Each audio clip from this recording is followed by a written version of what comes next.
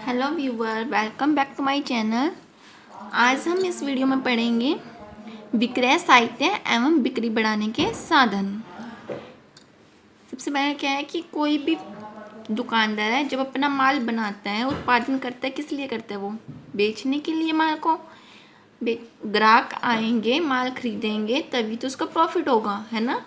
तो क्या है, जो भी उत्पादन प्रक्रिया होती है ग्राहक के आसपास होती है। ग्राहक ही व्यापारी का भगवान होता है, उसके बिना उसके कोई दुनिया ही नहीं है, संपूर्ण साम्राज्य शून्य है। क्योंकि अगर कोई भी एक भी कस्टमर नहीं आया तो प्रॉफिट कहाँ से होगा? वो किस लिए शॉप खोल के बैठेगा, है ना, किस लिए वो प्रोडक्शन करेगा। तो एक व्यापारी की सफलता किस लिए होती है कि ग्राहक उसकी वस्तुओं को मांगे। अगर उसकी बिक्री ज़्यादा होगी, मांग ज़्यादा होगी, तो प्रॉफिट भी ज़्यादा होगा, है ना।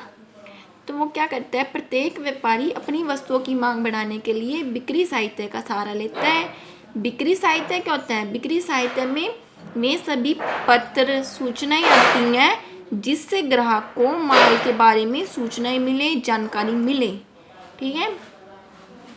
बिक्री साहित्य के आकर्षक होने पर ही ग्राहकों की संख्या में वृद्धि होगी। यानी उसके जो पत्र हैं, एडवर्टाइजमेंट वगैरह हैं, मूल्य सूची है जो, अगर वो इफेक्टिव होगी तो लोग ज़्यादा से ज़्यादा उसके माल को खरीदेंगे और उसकी मात्रा, बिक्री की मात्रा में वृद्धि होगी।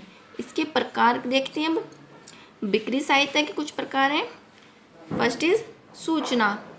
ग्राहक को वस्तु की जानकारी देने के लिए कुछ विक्रेता क्या करते हैं, छपे हुए सूचना पत्र रख लेती हैं।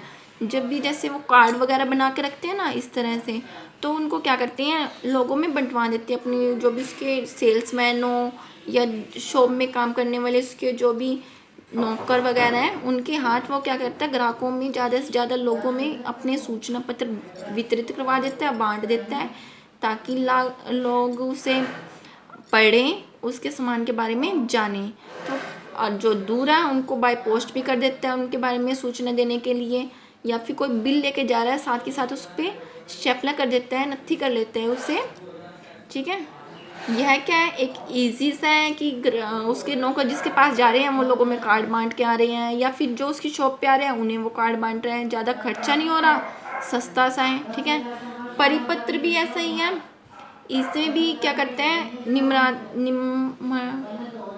उत्पादक है जो थोक व्यापारी द्वारा परिपत्रों का अधिकांश रूप से व्यक्तिगत पत्र की भांति प्रयोग किया जाता है। जैसे पर्सनली हम किसी को लेटर दे देते हैं, इस तरह से उसमें सिंपली लिखा होता है ताकि आसानी से उसको समझ में आ जाए ग्राहक को कि उसके बारे में क्या बताना चाह रहा है, और सामान के बारे में उससे पूर्ण जानकारी भी प्राप्त हो जाती है। ठीक है। नेक्स्ट इज सूची पत्र। सूची पत्र में क्या होता है, इसमें भी मैं अपने माल का क्या आकार है, क्या प्रकार है, सबका विवरण है, क्या गुण दोष है, उसके किस्म क्या है, मूल्य क्या है, सब कुछ छुपवा देता है। उसके साथ साथ उसमें कुछ फ़ोटो भी ऐड कर देता है, पिक्चर्स, ताकि जिससे वो देख सके। ठीक है। कलरफुल पिक्चर वो ऐड करवा देते हैं उसमें। और जो भी ये क्या है, हर साल नया ही छुपाता है। ये नहीं है कि 1 साल छुपवा लिया 10 साल तक चल जाएगा। ठीक है। हर ईयर न्यू बनवाते रहते हैं वो। और इसका उद्देश्य क्या होता है, बस एक सूचना देना होता है। उस पर जो रेट लिखा होता है जरूरी नहीं है वो उसी पर माल बेचे। क्या होता है कि ईयर के स्टार्टिंग में बनवा लेते हैं ये, यानी 1 साल के लिए बनवा लेते हैं। मान लो उस टाइम कुछ और रेट चल रहा है, बाद में कम ज़्यादा हो गया, तो जरूरी नहीं है जो उस पर रेट छपे हैं वो उसी पर ही अपना सामान बेचे। ये लाइन इसमें देख लेना। ठीक है। फोर्थ इज मूल्य सूची। मूल्य सूची क्या होती है, इसमें वो छुपवा देते हैं कि क्या मूल्य है माल का, बिक्री की शर्तें क्या है, यानी डिस्काउंट है नहीं है कुछ, और नकद में माल बेच रहा है, उधार भी है, या कुछ कितना एडवांस भी है, कितना नकद है, कितना उधार है, तो वो सारे इसमें लिख होते हैं। और फिर इसकी सूची ग्राहकों को भेज दी जाती है। फिर जो भी ग्राहक है इसके आवश्यकता अनुसार माल देखेगा, माल उसका जो मूल्य उसे पसंद आए तो वो उसके लिए दे भी देगा ऑर्डर। ठीक है। और इसमें रेट पर लिखा होता है कि हाँ, अगर कोई स्पेशल प्राइस ऑफर चल रहा है तो किस टाइम तक है। मान लो उसने स्पेशली दिवाली के स्टार्टिंग से दिवाली तक ही करवाया है ऑफ़र, कुछ सर्दियों के लिए ही करवाया ओनली ऑफ़र कुछ, तो उसमें बता दिया जाता है कब तक का ये ऑफ़र है। वो इसलिए लिखवा देती हैं ताकि बाद में ग्राहक उनके साथ ये ना करे कि तुमने तो इतना बताया था, इतना दे रहे हो, ठीक है। इससे वो इसलिए बाध्य नहीं होंगे, ये इसलिए वर्ड लिखे जाते हैं, ठीक है।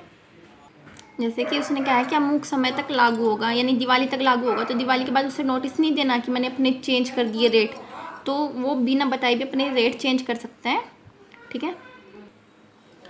नेक्स्ट इज बाजार भाव सूची। इसमें क्या होता है कि वस्तुओं के भाव लिखे होते हैं, उनके रेट लिखे होते हैं, प्राइस लिस्ट की तरह होती है। इसमें बस उद्देश्य क्या होता है, जो प्राइस है उसकी जानकारी उपलब्ध कराना है, यानी पूरी सामान की दे रहे हैं वो डिटेल, इसमें ओनली प्राइस लिस्ट है, रेट की जानकारी दे रहे हैं वो उसमें। इसे वो दैनिक यानी डेली बनवा सकती हैं, हफ्ते में 2 बार बना सकते हैं, यानी हफ्ते में बना सकती हैं, या फिर मंथली बना सकते हैं, इस तरह से बना सकते हैं। और फिर वो क्या करते हैं कि इसे वस्तु की सूची छुपवा कर रख लेते हैं, बस उसके रेट नहीं छुपवाते हैं, यानी आगे की आइटम छुपवा लेते हैं, रेट को वो अपने हाथ से भर के ग्राहकों को भेज देते हैं। कुछ इस तरह से भी कर सकते हैं। नेक्स्ट क्या दिया हुआ है, मूल्य सूची बाजार भाव सूची में डिफरेंस दिया हुआ है, ठीक है। डिफरेंस के पॉइंट दिए हुए हैं, किस आधार पर ये डिफरेंस दिया हुआ है, ठीक है। प्रकृति के आधार पर मूल्य सूची में तो क्या होता है, वस्तुओं जो सभी वस्तुओं के मूल्य दिए होते हैं जिनमें व्यापारी व्यापार कर रहा होता है। इसमें बस बाजार में जो चालू भावों की सूची दी होती है, यानी क्या चेंजेस हुए उनमें ही सूची दी होती है। इसका उद्देश्य क्या होता है, ग्राहकों को माल की जानकारी देकर बिक्री बढ़ाना। पर इस बाजार भाव सूची का उद्देश्य होता है बाजार भाव से परिचित कराना ग्राहकों को कि एट प्रेजेंट क्या रेट चल रहा है। और इसमें क्या रिलेशन है, संबंध क्या है कि इसका संबंध है व्यापार विशेष से होता है, ठीक है। इसे समाचार पत्रों में नहीं छुपाया जाता। पर ये तो सामान्य बाजार से, जैसे सोना चांदी का है तो इसे समाचार पत्रों में छापा जाता है। जैसे पेट्रोल डीजल है, सोना चांदी का भाव है, तो इसे न्यूज़पेपर में दिया जाता है। माल बेचने की बाध्यता, यहाँ पे तो क्या होता है, जो रेट उसने छुपवा दिया उसी पे बेचना होता है माल। बाजार भाव सूची में ये नहीं होता, ठीक है।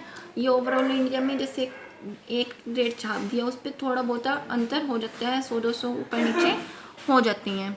निरख के बारे में हमने लास्ट में पढ़ा था, कोटेशन होता है इसका इंग्लिश में मीनिंग।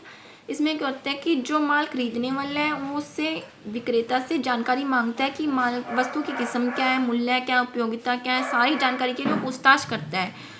जो उसकी पूछताछ के लिए लेटर में जो वो आंसर देते हैं उस आंसर को निरख कहा जाता है, ठीक है। जिस लेटर पे दिया जाता है उसे निरख पत्र कहा जाता है। इसमें वस्तु की किस्म, मूल्य, भुगतान की शर्तें क्या हैं, ठीक है, सारा उल्लेख रहेगा। और अधिकांश व्यापारी द्वारा इस आशय के लिए छपी हुई मूल्य सूची अर्थात सचित्र सूची पत्र भी भेजा जाता है। नहीं, वो पहले से बना के रख लेते हैं सारी मूल्य सूची, वो भी भेज सकती हैं, ठीक है। नेक्स्ट टॉपिक हम नेक्स्ट वीडियो में पढ़ेंगे।